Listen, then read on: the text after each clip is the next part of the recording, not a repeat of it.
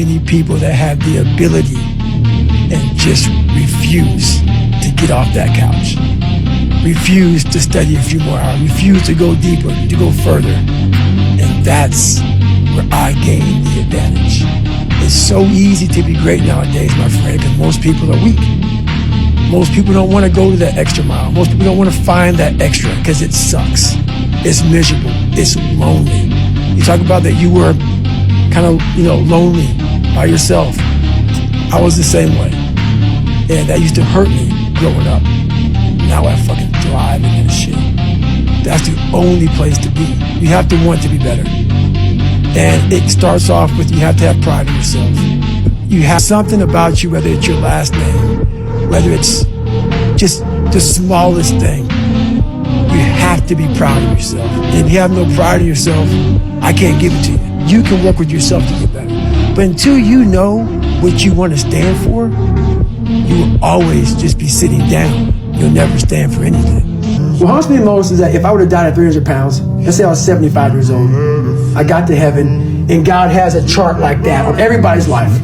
God knows all, let's say that. I don't care what you believe in, doesn't matter. I'm not judging anybody. But let's say my thing is God. You get to heaven, I'm 300 pounds, I sit down, I was a cockroach, terminated my whole life, and we're sitting down just like this, you're God and I'm David. And he gives me that chart, and he says, look at this. Now look at this chart, and on the chart it has all these different things, but my name's on it. But these things aren't me. I was gonna change the world. I was gonna set records. I was gonna be a Navy SEAL. I was gonna be all these things in the military that I accomplished. You're gonna get the VFW award. You're gonna be honored here, honored there. And I'm like, God, this isn't me. Like it says David Goggins. I was an Ecolab guy. I sprayed for cockroaches, and I'm 300 pounds. It said here I'm 185. It says here I got a bachelor's and a master's. It says all these things. And God goes, no, that's who you were supposed to be. Wow. My biggest fear in life is that there is a final resting place in this world. There is a final judgment. And you talk to something much bigger than you. I don't want to sit down and have a conversation with someone, with something that says, you're in heaven. This is what you should have been on earth. Some of you have been average for so damn long, you don't know what it is to do hard work. But there's a lot of you out there who want to be much more than average. This is a mindset, but there's a motherfucker out there who wants what you have, who wants the position you are, who wants the job you have, who wants the wife that you have, or the husband. There's someone out there hungry and wants everything you fucking have. Maybe it's true, maybe it's not. But if it is, it's gonna be your ass. So make that a motivation. Your body and mind will always adjust to more suffering, to more pain. If you wanna push harder, know this. Your mind quits way before your body does. So you have to be willing to go way into that darkness and find more of yourself. Stay hard. One question a lot, when will I ever be satisfied? I'm very happy, but I'm not satisfied. I've accomplished a lot in my life, and I'm very proud of that. But I won't be, you know what? I run past a cemetery a lot at home, and when I run past the cemetery, it saddens me because there's a lot of people there, not because they're dead, because of a lot of untapped potential. A lot of us died, never tapping into our full potential. And I often look at wash rags and I'm bringing them out to hang them up as my soul. And I won't be satisfied until every drop of that wash rag, which is my soul, is completely wrung out. So in my life, I won't be satisfied until everything I have in me is completely out of me. And that's when I'll be satisfied.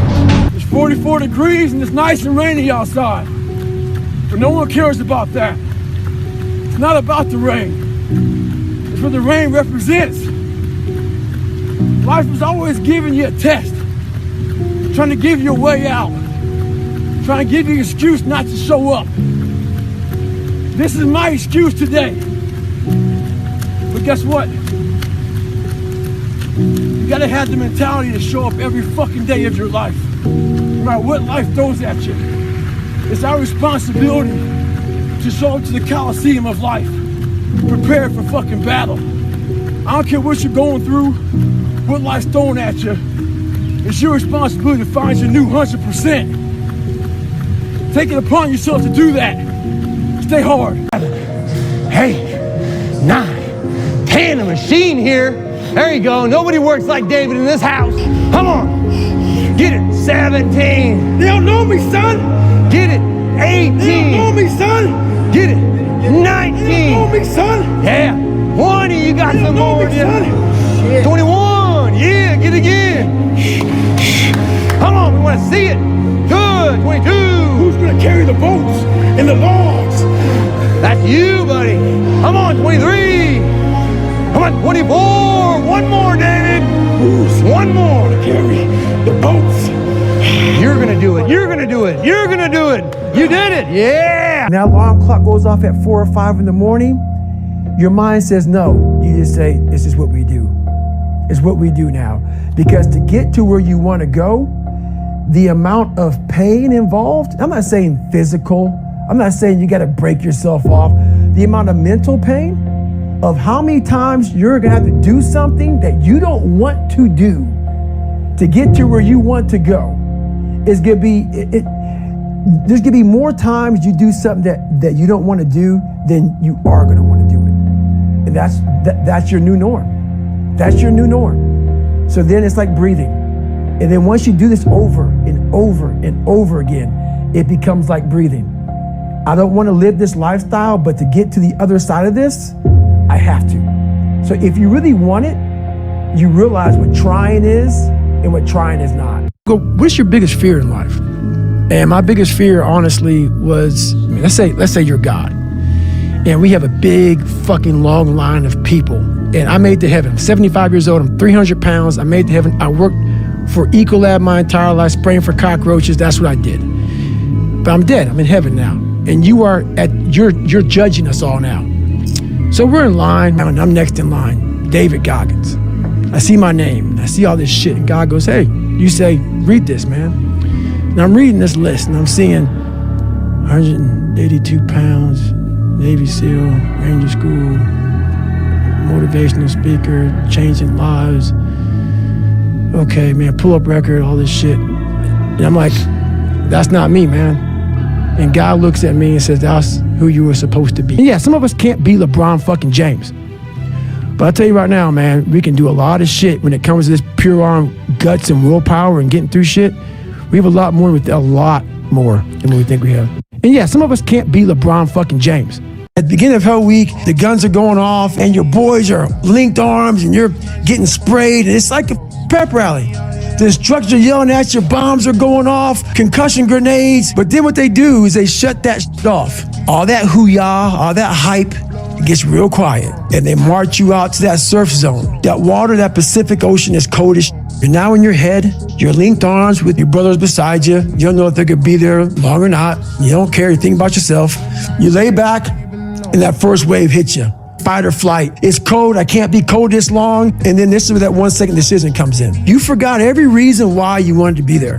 You don't care about SEALs. You don't care about fighting for your country. You don't care about any of that no more.